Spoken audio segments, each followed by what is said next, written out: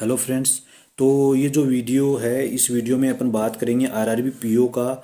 जो interview start होने वाले हैं, कल से स्टार्ट होने वाले हैं। तो आज मैं ये उनके लिए लास्ट वीडियो बना रहा हूँ ताकि उनको पता चल सके कि भाई जो इम्पोर्टेंट टॉपिक हैं, जैसे जैसे मैंने पहले वीडियो बनाए हैं उसमें एक तो बैंकों का निजीकरण के बारे में बताया है और एक जो किसान बिल है उसके बारे में भी बात की है।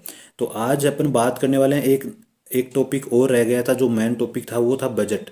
जो बजट अभी फरवरी में क्या हुआ है, जारी हुआ है। तो बजट से रिलेटेड क्वेश्चन भी आपसे वहाँ पर पुट किया जा सकता है और पूरी पूरी संभावना भी है कि इससे रिलेटेड क्वेश्चन आपको आएगा। और भाई आप बैंकिंग की तैयारी कर रहे हो तो आपको इसके बारे में नॉलेज भी होना चाहिए कि बजट क्या होता है।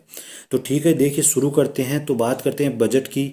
तो बजट, भाई अपन बजट के नाम से देखो स्पष्ट है बजट क्या होता है। अपने घर में भी अपन बोलते हैं कि भाई ये मेरा बजट इतना है या मेरी फैमिली का बजट इतना है। मतलब क्या करते हैं अपन, जो अपने जो खर्चे होते हैं, अपने खर्च, अपनी कितनी आय होती है, अपनी आय कितनी है और अपन उसमें से कितना क्या कर रहे हैं, खर्च कर रहे हैं। ठीक है। तो ये क्या अपन भी घर में क्या बनाते हैं, बजट बनाते हैं। वैसे ही किसी देश को, पूरे देश को चलाने के लिए जो भी उसमें खर्च किया जाना है देश के विकास के लिए, और जो भी खर्च किया जाएगा, जो भी इनकम टैक्स जो भी इनको गवर्नमेंट को मिलता है, उन सब के बारे में इनकम और एक्सपेंडिचर का ही क्या होता है, ये एक सेट होता है बजट।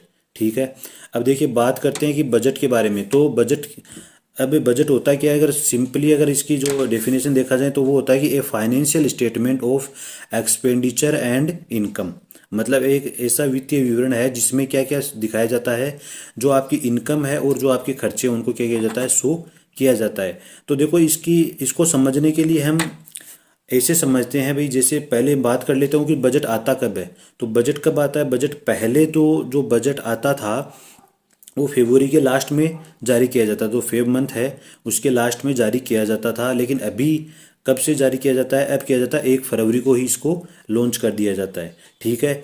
उसके बाद में अपन बात करते हैं। तो जैसे अपन घर की तरफ से समझते हैं, जो बजट होता है बजट, तो बजट में इसको जारी कौन करता है बजट को। तो बजट को जारी कौन करेगा, बजट को जारी किया था निर्मला सीतारमन जी ने, जो अपने वित्त मंत्री हैं, उन्होंने इसको जारी किया था।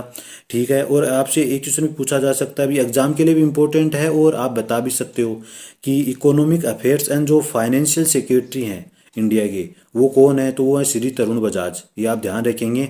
और जो चीफ इकोनॉमिक एडवाइजर हैं, चीफ इकोनॉमिक एडवाइजर है वो कौन है, कृष्णमूर्ति सुब्रमण्यम है। तो ये बात भी आपको क्या रखनी है, ध्यान में रखनी है। इसके बाद बात करते हैं बजट के बारे में। तो बजट की डेफिनेशन आपको पता चल गई। और अब बात करते हैं बजट होते कितने प्रकार का। तो बजट 2 प्रकार का होता है मेनली। वैसे 4 प्रकार का होता है लेकिन अपन 2 का ही इसमें पढ़ेंगे, वो इंपॉर्टेंट है। 4 प्रकार का मैं बता देता हूँ। एक तो होता है बैलेंस्ड बजट होता है, एक होता है अनबैलेंस्ड होता है, एक होता है इंटरिम बजट, एक होता है जेंडर बेस्ड बजट। ठीक है। तो इन सब के बारे में आपको मैं बता देता हूँ, लेकिन इंपॉर्टेंट है अपने लिए बैलेंस और जो अनबैलेंस्ड बजट है, ये ज़्यादा क्या है, इंपॉर्टेंट है। तो बात करते हैं बैलेंस्ड बजट। बैलेंस बजट क्या होता है, बैलेंस बजट, बैलेंस से आप समझ जाते हो। बैलेंस, अगर आप बैलेंस बना लेते हो मतलब ना आप ऊपर जा रहे हो ना आप नीचे जा रहे हो, तो वो आप समझ जाते हो, मतलब स्थिर बजट होता है बैलेंस। ठीक है। तो बैलेंस बजट में क्या होता है, जब देश की जो इनकम है, देश की जितनी इनकम हो रही है, जैसे गवर्नमेंट को इनकम किससे होती है, टैक्स या जो जो सॉरी टैक्स या फिर जो अन्य जो भी रिसोर्सेज हैं उनसे इनकम होती है। तो टैक्स, और अगर जैसे जैसे जो इनकम होती है टैक्स वगैरह से, तो टैक्स और जो मतलब गवर्नमेंट को इनकम होती किससे, तो गवर्नमेंट को इनकम होती है टैक्स और जो अन्य रिसोर्सेज हैं उनसे इनकम होती है। तो बैलेंस बजट में क्या होता है, अगर जो अपन जो सरकार क्या कर रही है, एक्सपेंडिचर कर रही है वो, और जो सरकार को इनकम हो रही है, अगर वो इक्वल है, अगर वो बराबर है, तब क्या रहेगा, वो बैलेंस बजट रहेगा। ठीक है। क्योंकि ना तो ऊपर जा रहा है ना नीचे जा रहा है, इसमें ना तो घाटे की स्थिति है ना क्या है, सरप्लस है अपने पास। तो ये तो हो गया बैलेंस बजट। तो ये आप आसानी से बता सकते हो। इसके बाद बात करते हैं अनबैलेंस्ड, जो असंतुलित बजट होता है, उसके बारे में बात करते हैं। तो उसमें क्या होता है, उसमें ये 2 टाइप का होता है, 2 प्रकार से ये हो सकता है। अब देखो 2 टाइप से कैसे हो सकता है। एक तो ऐसी स्थिति होती है जहाँ पर आपको क्या होता है, सरप्लस होता है, जहाँ पर आपको क्या होता है, मतलब जैसे अपन बोलते हैं ना इनकम ज़्यादा हो रही है। एक ऐसी स्थिति होती है जहाँ पर डेफिसिट होता है, डेफिसिट बजट भी बोलते हैं। तो वो क्या होता है, उसमें क्या होता है, आपका नुकसान हो रहा होता है। इस बात को ऐसे समझ सकते हैं कि भाई जो जो अपना सरप्लस बजट है उसमें क्या होता है, जो आपकी इनकम होगी वो क्या होगी, एक्सपेंडिचर से क्या होगी, ज़्यादा होगी। जो आपने मतलब आय है वो आपकी वे से क्या होने वाली है, ज़्यादा होने वाली है। मतलब गवर्नमेंट को जितनी आय हो रही है, अगर वो खर्च कर रही है उससे कम खर्च कर रही है, तो वहाँ पर क्या बोला जाएगा, उसको सरप्लस बजट बोला जाएगा। ठीक है। और सरप्लस बजट में गवर्नमेंट मतलब जो ये सरप्लस गवर्नमेंट अपने विकासशील देशों के लिए क्या नहीं है, ये संभव नहीं है। क्योंकि अपना जो विकासशील जैसे अपने भारत जैसे विकासशील देश हैं वहाँ पर क्या होता है, अभी बहुत सारे डेवलपमेंट की क्या है आवश्यकता है, तो वहाँ के लिए ज़्यादा इम्पोर्टेंट नहीं है। लेकिन इसमें अपन बात करें कि जो सरप्लस बजट होता है, इससे मतलब ये लाती क्यों है गवर्नमेंट, सरप्लस बजट लाती क्यों है, क्योंकि इसको महंगाई को नियंत्रित करने के लिए सरप्लस बजट लाया जाता है। किसी जिस मार्केट में अगर महंगाई ज़्यादा हो रखी है, तो अगर अगर अपन को जो इन्फ्लेशन है महंगाई उसको अगर कम करना है, तो क्या करेगी गवर्नमेंट, क्या करेगी, जितनी इनकम हो रही है उससे कम क्या करेगी, खर्च करेगी। तो कम खर्च करेगी तो लोगों के पास ज़्यादा रुपए इसमें जाएगा नहीं। ठीक है। और इससे क्या होता है, मांग को घटाने में भी क्या मिलती है, मदद मिलती है। क्योंकि लोगों के पास रुपया कम होगा तो मांग ऑब्वियसली है कि मांग भी क्या हो जाएगी, कम हो जाएगी।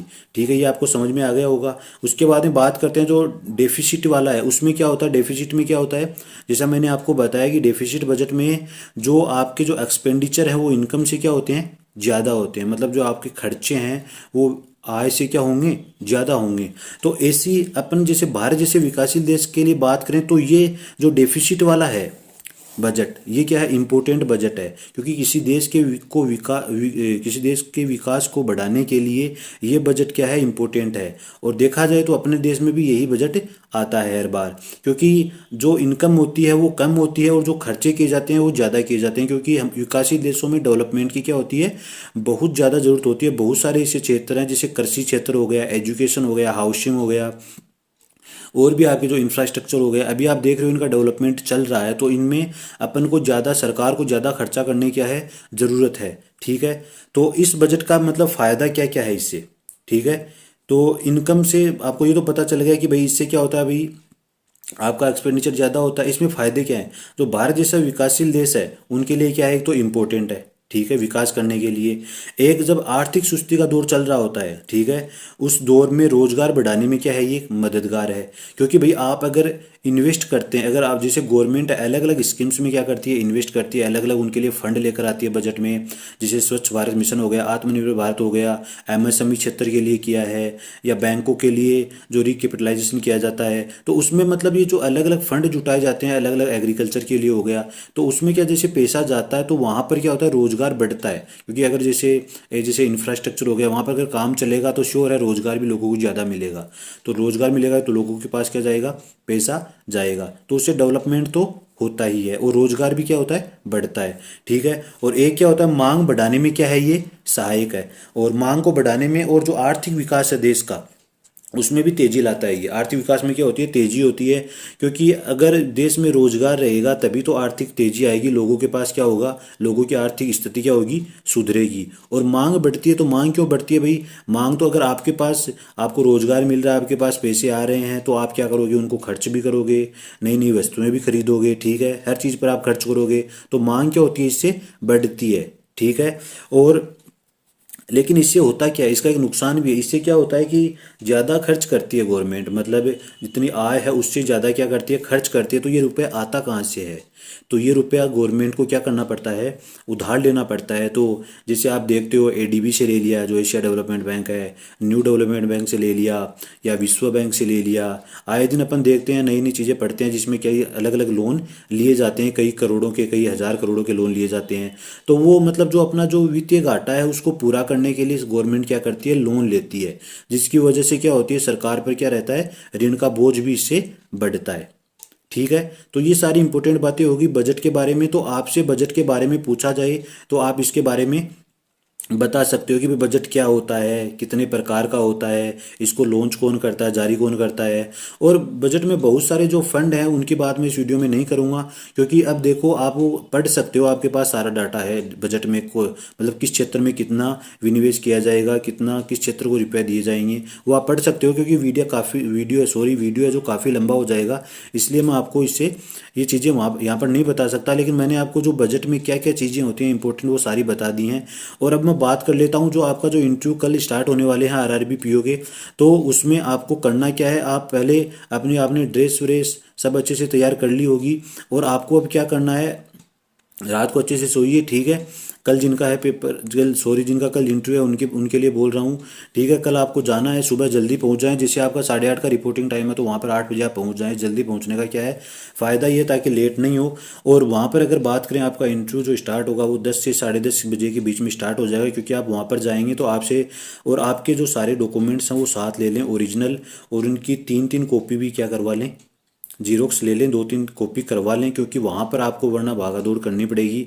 और हाँ, कुछ जैसे जिनके अगर नाम्स में कुछ मिस्टेक आ रही है डॉक्यूमेंट्स में, और या मतलब सारे जितने भी डॉक्यूमेंट्स हैं उनमें क्या है, मतलब किन्हीं के नाम में अगर प्रॉब्लम है, बस आपके खुद के नाम में प्रॉब्लम नहीं होनी चाहिए ज़्यादा। और अगर आपके जैसे फादर्स नेम हो गया, विलेज नेम हो गया, मदर्स नेम हो गया, अगर उनमें प्रॉब्लम है तो आप एक एफिडेविट बनवा लें पहले से, वरना वहाँ जाकर आपको क्या करना पड़ेगा, बनवाना पड़ेगा, भागा दौड़ होगी। तो इससे अच्छा है कि आप पहले ही वो बनवा लें। और वहाँ पर जाने के बाद आपको, आप ओरिजिनल ले जाने हैं, आपकी जो जीरोक्स कॉपी ले जानी है 3-3। और वहाँ पर जाने के बाद क्या होगा कि आपसे पहले क्या कर लेंगे, वो सारी आपकी वो डॉक्यूमेंट चेक करेंगे, आपकी जीरोक्स की फ़ाइल बना देंगे, और फाइल क्या चली जाएगी इंटरव्यूअर के पास, वहाँ पर पहुँच जाएगी। फिर आपको वो अलग अलग कैटेगरी, मतलब अलग अलग पैनल के लिए अलग अलग सीटों पर आपको क्या दिया जाएगा, बैठा दिया जाएगा। आपके बेच बनाए जाएंगे 5 या 6 इस प्रकार से, फिर वहाँ पर बैठा दिया जाएगा, फिर आपका नंबर आता जाएगा। आप थोड़ा जल्दी जाने की कोशिश करें, ठीक है। और ज़्यादा टेंशन नहीं लेनी है, आराम से देना है। और जो मैंने टॉपिक बताए हैं वो आप थोड़े से देख कर जाएँ, एक बार थोड़ा बैंकिंग भी देख कर जाएँ। ठीक है, मिलते हैं दोस्तों नए वीडियो के साथ। धन्यवाद।